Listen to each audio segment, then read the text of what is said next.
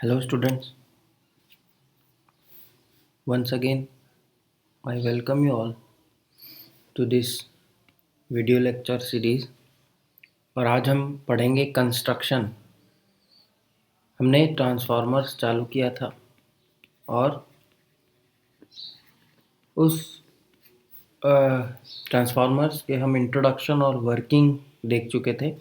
आज हम उसकी संरचना पे बात करेंगे, कंस्ट्रक्शन।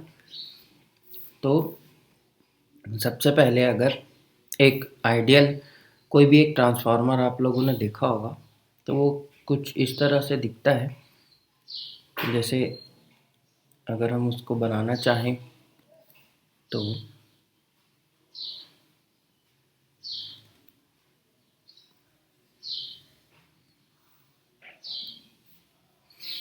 ये जो स्ट्रक्चर है ये है मेन टैंक, मुख्य टैंक जिसे बोलते हैं।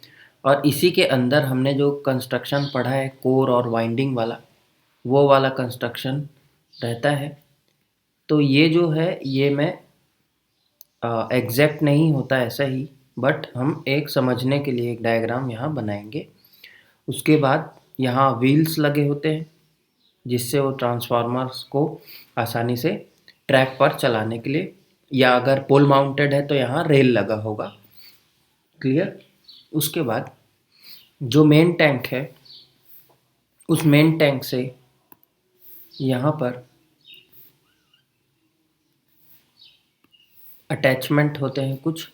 वो अटैचमेंट क्या है, तो यहाँ पर आप एक देखते होंगे, एक सिलेंड्रिकल स्ट्रक्चर आपको दिखता होगा ऊपर में, और वहाँ उस सिलेंड्रिकल स्ट्रक्चर को यहाँ पर फिक्स कर दिया जाता है ऊपर एक टैंक जैसा। और उसमें और ट्रांसफार्मर के मेन टैंक में एक कनेक्शन रहता है, एक पाइप के थ्रू कनेक्शन वहाँ एस्टैब्लिश किया जाता है। ये ओपन है। क्लियर। तो ये जो कंस्ट्रक्शन है इस टाइप का आपको वहाँ दिखेगा ये। और इसके बाद यहाँ इसके जो सेकेंड एंड है वहाँ पर भी आपको एक स्ट्रक्चर दिखेगा। ये क्या है ये मैं बाद में बताऊंगा आपको। फिर हम अगर बात करें तो इस ट्रांसफार्मर टैंक के अंदर पूरा का पूरा क्या भरा होता है, ऑयल भरा होता है। ऑयल मतलब एक तेल, ये हाइड्रोकार्बन ऑयल है। ठीक है, ये हाइड्रोकार्बन कंपाउंड्स का ऑयल होता है। इसका जो ट्रेड नेम है वो भी मैं आपको बताऊंगा। तब तक आप ये कंस्ट्रक्शन को थोड़ा सा अच्छे से देख लें। इन पाइप्स में भी क्या होता है, जो ऑयल है वो सर्कुलेट होता रहता है। और इसके बाहर किसी ट्रांसफार्मर में आप इस स्ट्रक्चर को देखते हैं, ये जो है ये कूलिंग पाइप्स है।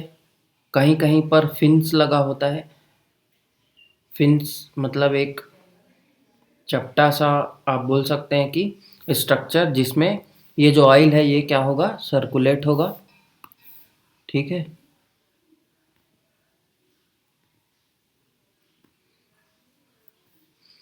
तो ये कंस्ट्रक्शन हमारा ट्रांसफार्मर का आपको देखने को मिलेगा कुछ इस तरीके से। और ये जो हम लोग देख रहे हैं ये एक मॉडल है, जस्ट एज एन इमेजिनेशन कि ऐसे ही होता है।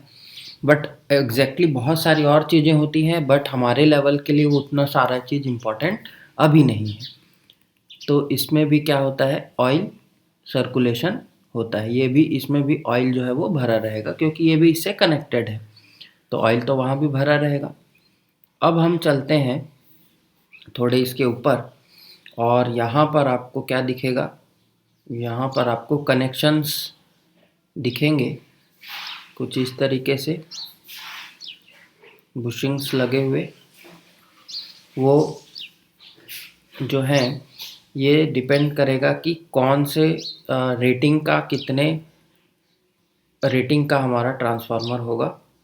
और यहाँ जो आपका पोल है, सपोज ये पोल्स, इन पोल्स से इसमें क्या होगा, कनेक्शन एस्टाब्लिश किया जाएगा। क्लियर है? ये अलग से मैं बना दिया, ज़रूरी नहीं है कि ये इसी टाइप का हो, बट एक समझने के लिए हम लोग अभी इसको बना रहे हैं। ठीक है, यहाँ पर भी ये सपोज ये 3 कनेक्शन आपके लगेंगे। 3 फेज़ का ट्रांसफार्मर हम लोग देख रहे हैं, सिंगल फेज़ भी सेम टाइप का ही होता है, but generally pole mounted is 3 phase transformer. अब यहाँ देखिए, और एक स्ट्रक्चर और यहाँ रह गया। ये जो है, ये आपका फ्रंट साइड है सपोज, तो एक बैक साइड में भी एक स्ट्रक्चर है जो मैं ऊपर ही बनाता हूँ, यहीं पर ही बैक साइड में, बट ये बनेगा ये जो है बुशिंग्स वाले, ये फ्रंट है, तो ये वाला जो स्ट्रक्चर बन रहा है वो दूसरे साइड में होगा, क्योंकि एक 3D स्ट्रक्चर है। तो यहाँ पर भी आपका क्या होगा, कनेक्शंस के लिए देंगे। अब बात करते हैं कि ये काम कैसे करता है और वर्किंग को इसको अब हम रिलेट करेंगे। तो यहाँ पर 2 वाइंडिंग है, ये suppose first winding, second winding. ये जो यहाँ से हमारा जो कंडक्टर्स हैं, जैसे सपोज आर फेस का कंडक्टर, ये कंडक्टर आया इस वाले में लगा। वाई फेस के लिए हम चलेंगे तो वाई फेस का कंडक्टर आया और यहाँ पर लगा, और बी फेस के चलेंगे तो बी फेस का कंडक्टर आया और ये थर्ड बुशिंग में लग गया, तो आर वाई बी कनेक्शन यहाँ लग गए। ये जो बुशिंग्स है यहाँ प्राइमरी कनेक्शन दिया जाता है। अब इस बुशिंग का जो इंटरनल कनेक्शन है, देखो ये यहाँ पर बना दिया हूँ, बट समझना है कि ये उस तरफ है। एक साइड में आपको ये दिखेगा बुशिंग्स, इसको हम क्या बोलते हैं, बुशिंग्स बोलते हैं, जो कि आपके क्या काम करता है, इंसुलेशन का काम करता है। आप डायरेक्ट वायर को ला करके सॉरी अंदर वाइंडिंग में नहीं जोड़ सकते, इसके लिए आपको कनेक्शन देना पड़ेगा।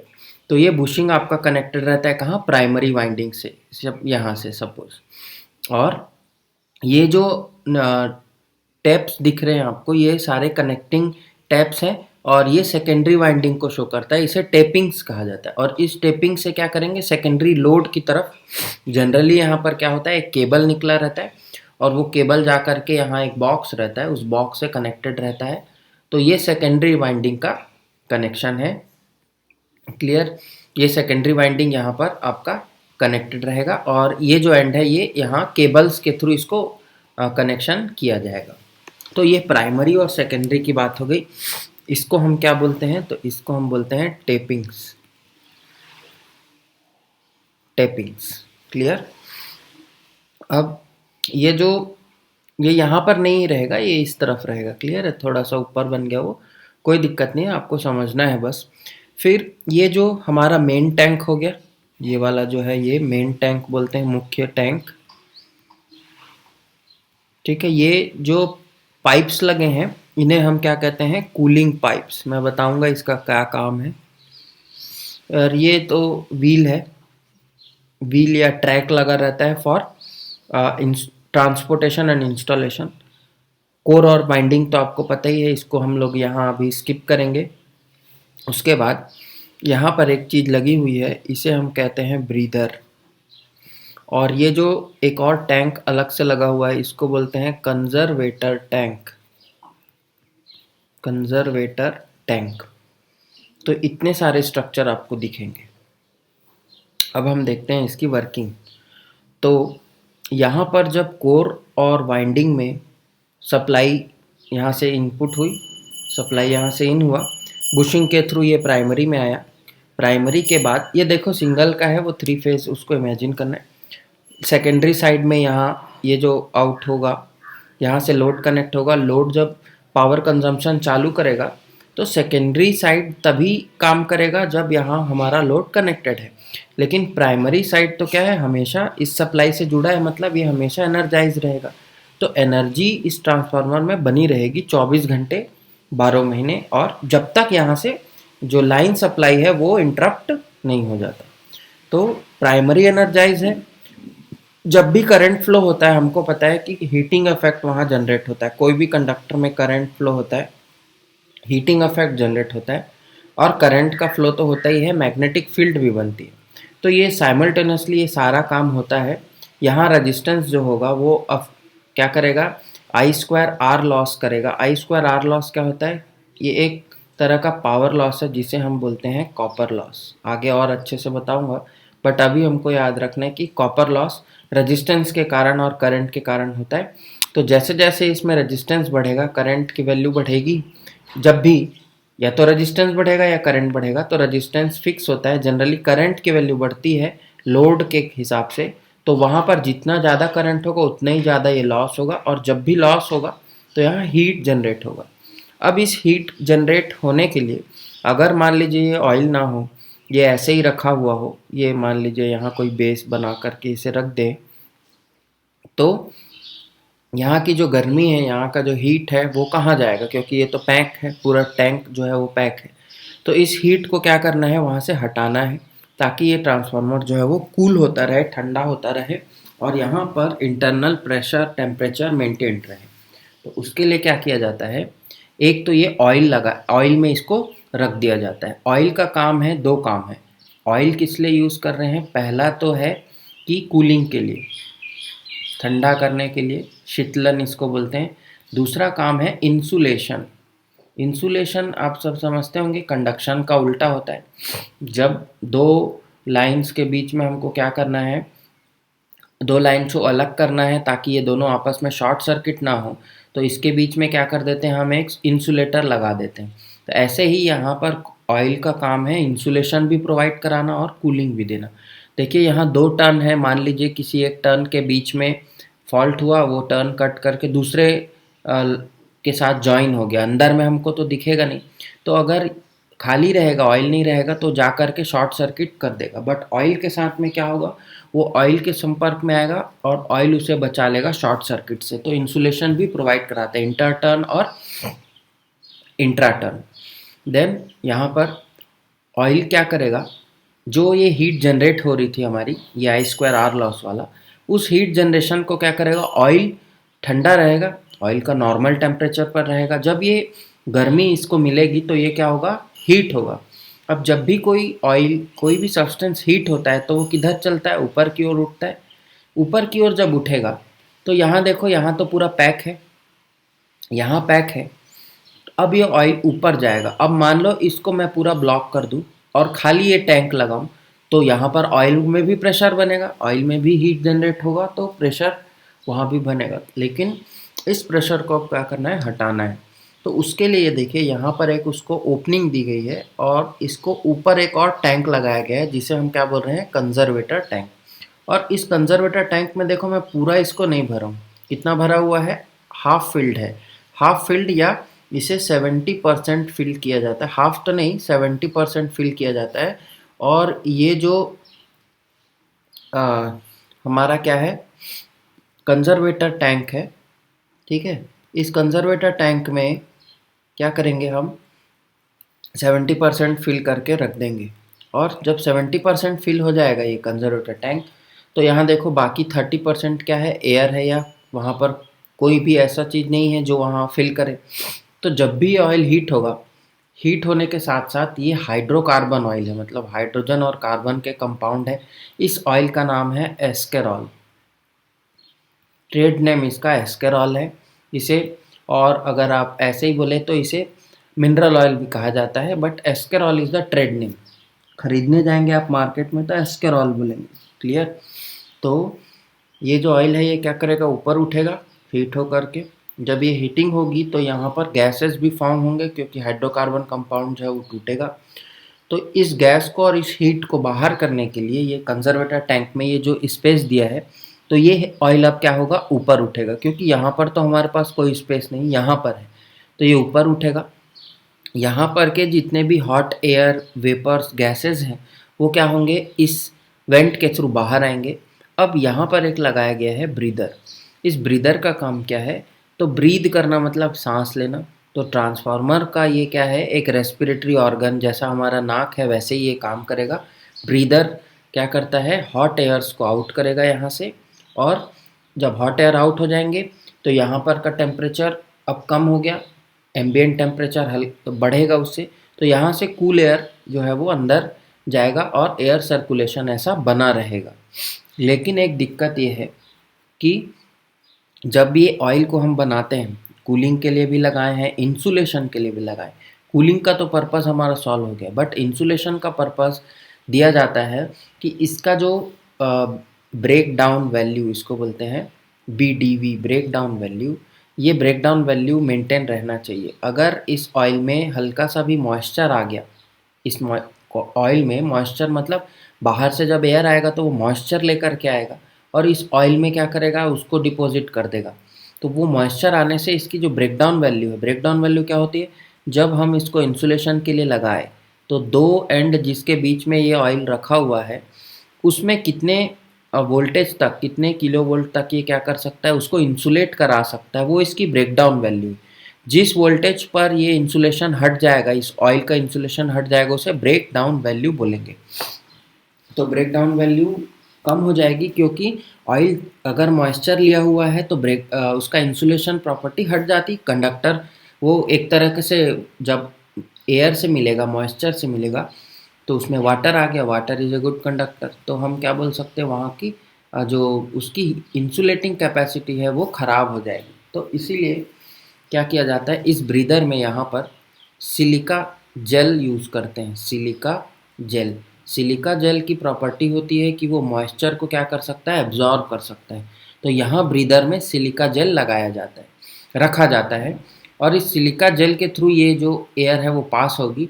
तो जितने भी मॉइस्चर होंगे वो यहाँ सिलिका जेल में एब्जॉर्ब हो जाएंगे और ड्राई एयर या विदाउट मॉइस्चर एयर जो है वो अंदर जाएगी और यहाँ कूलिंग परफॉर्म करेगी। जब ये सब काम होता रहता है, यहाँ पर देखिए, और एक इंटरनल, बहुत इंटरनल बताऊँ तो यहाँ कुछ अमाउंट में यहाँ पर भी ऑयल को नीचे रखा जाता है। इस ऑयल का काम क्या है कि एयर में जो सस्पेंडेड पार्टिकल्स होते हैं, सपोज डस्ट है या कुछ ऐसा ऐश वगैरह है, राख वगैरह जो मिली हुई है, वो अगर अंदर जाएगी वो भी ख़राब करेगी। तो यहाँ पर ऑयल लगा दिया जाता है, थोड़ा सा ऑयल को रखा जाता है लेवल में। ये ऑयल क्या करता है, उन सारे पार्टिकल्स को अपने में रोक लेता है और फिर ये सिलिका जेल मॉइस्चर को रोक लेगा और केवल ड्राई एयर यहाँ अंदर जाएगी। अब जब ये एयर अंदर आई तो ये ठंडा हुआ, ठंडा होकर के नीचे बैठेगा, नीचे बैठेगा, फिर यहाँ पर जगह खाली होगी।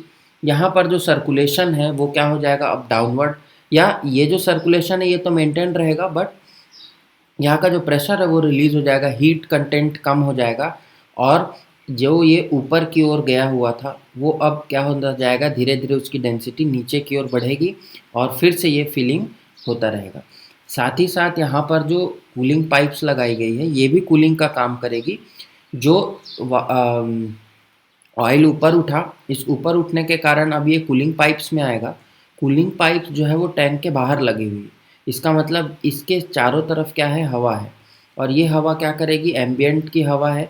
एम्बियंट टेम्परेचर में जब ये जाएगा तो ये हवा इसके संपर्क में आएगी, तो यहाँ पर रेडिएशन जो है वो क्या, कन्वेक्शन जो है सॉरी, उसके कारण क्या होगा, ये ठंडा हो जाएगा, और जब ठंडा होगा तो नीचे की ओर ये वापस अपने टैंक में आ जाएगा। तो इस तरह से ये सर्कुलेशन चलेगा ऊपर से फिर ये नीचे, ये नेचुरल सर्कुलेशन है due to the heating. Clear है। किसी बड़े ट्रांसफार्मर्स में फोर्स्ड सर्कुलेशन भी लगाया जाता है, एयर फोर्स्ड, ऑयल फोर्स्ड, ये अलग अलग टाइप का कूलिंग होता है, बट ये नेचुरल कूलिंग है जो अभी हम लोग पढ़ रहे हैं। अब ये जो कंजर्वेटर टैंक और मेन टैंक है, ये छोटे ट्रांसफार्मर में अप टू 30 kVA इसकी ज़रूरत नहीं होती। छोटे ट्रांसफार्मर तक के लिए ये ऐसे ही काम करता है जैसे हमने देखा, but more than 30 kVA, 30 kVA से ज़्यादा जब हमारा ट्रांसफार्मर होगा तो यहाँ पर एक और इंस्ट्रूमेंट लगाया जाता है जिसे हम बोलते हैं बुकॉल्स रिले, स्पेलिंग BUCCHOLZ, बुकॉल्स रिले। ये एक रिले होता है। रिले क्या होता है, तो relay is just a switch, एक स्विच की तरह काम करता है जो कि प्रोटेक्शन करता है। अब बुकॉल्स रिले को समझने के लिए थोड़ा दूसरे डायग्राम पे चलते हैं। ये आई थिंक ये डायग्राम पूरा क्लियर होगा, सारी चीज़ें हमने देख ली। अब हम केवल और केवल बुकॉल्स रिले को देखेंगे। इसको आप आगे भी पढ़ोगे, बट थोड़ा सा यहाँ मैं ऐसे ही ओवरव्यू बता देता हूँ जिससे आप लोगों को क्लियर हो जाएगा। तो Buchholz relay internal fault protection के लिए इसे लगाया जाता है।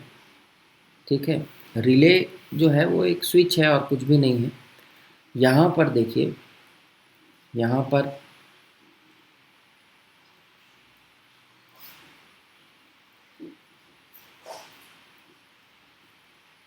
एक फ्लैप होगा और एक फ्लैप यहाँ पर होगा।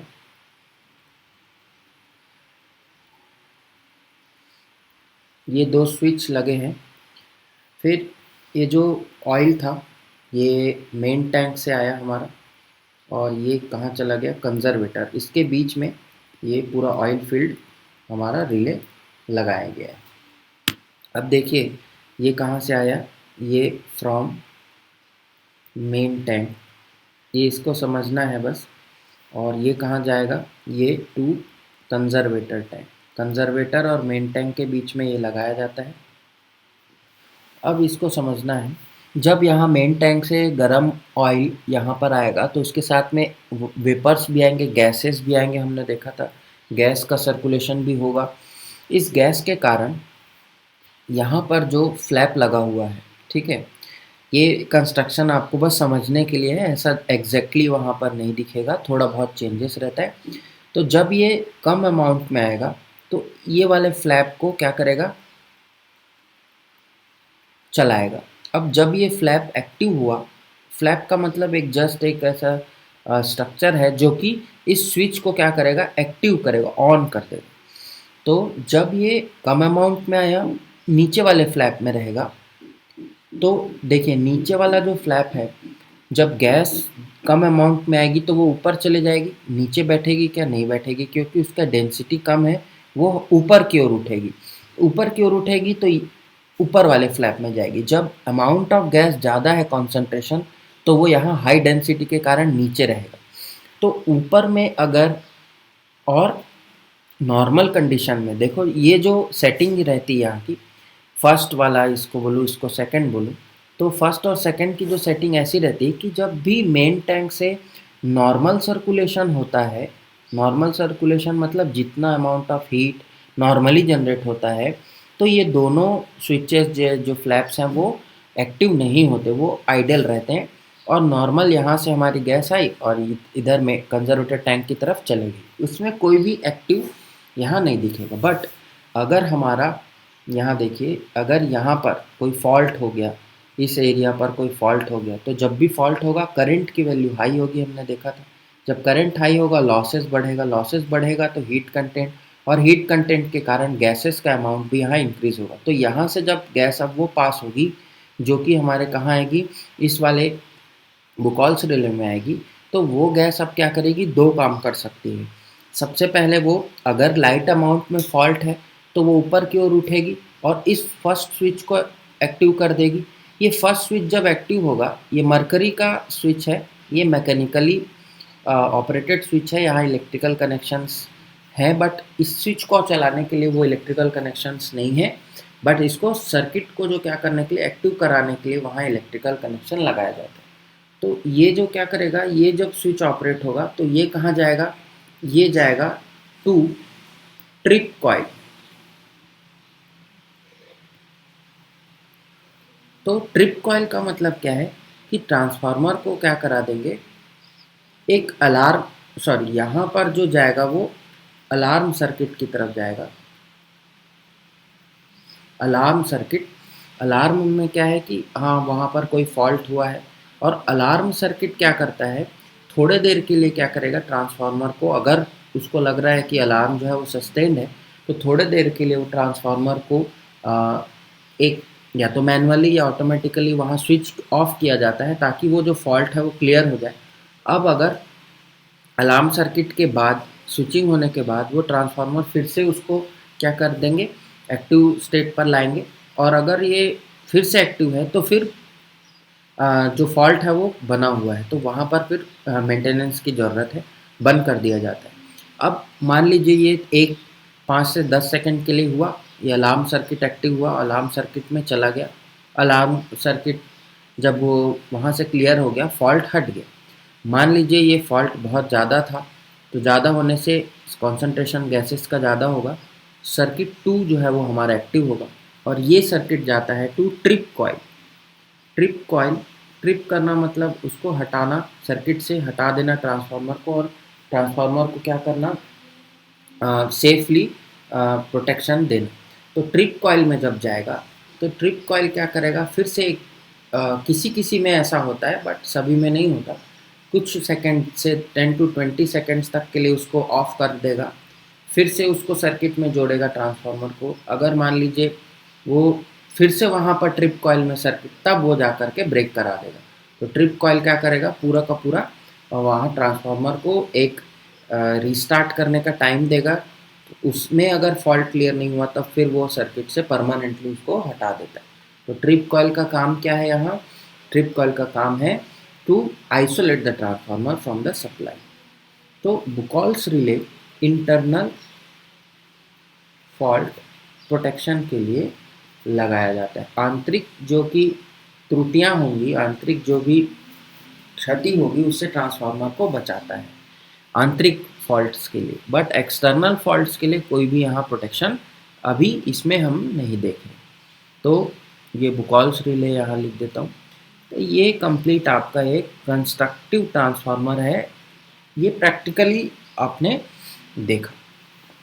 अब कुछ हम इलेक्ट्रिकल सर्किट्स पढ़ेंगे आगे जो कि इंटरनली इसमें काम करते हैं, कोर और ट्रांसफार्मर के वाइंडिंग्स वाला, वो हम लोग बाद में देखेंगे। तो आज की इस क्लास में इतना ही इन द कंस्ट्रक्शन।